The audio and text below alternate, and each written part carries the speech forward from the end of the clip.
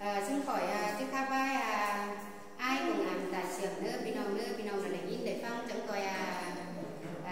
nút đăng ký ủng hộ kênh sức khỏe nữa và chiến sĩ hãy lệnh bàn bảo non cần đê tiền cưng chơ khá còn hướng đê tạo xưởng tề na su mơi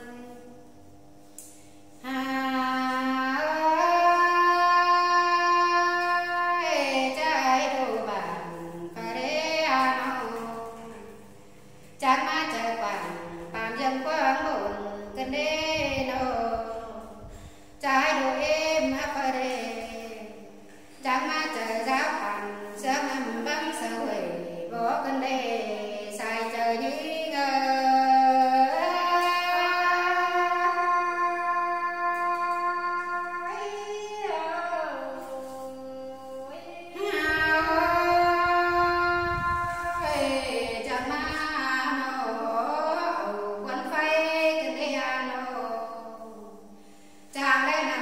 sở theo cuốn tê đồ xài bên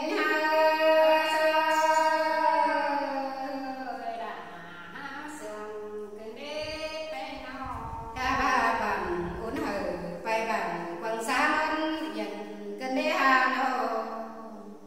xài bên bày tám đợi vững đế ta xiềng cân đế hòa có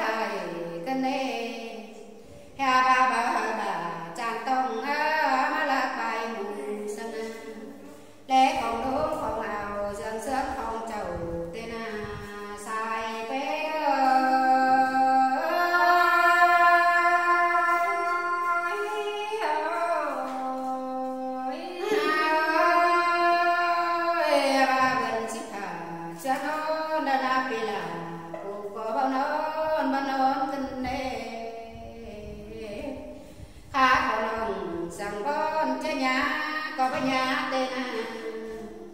vì là phải dọn bỏ cánh người tên xài có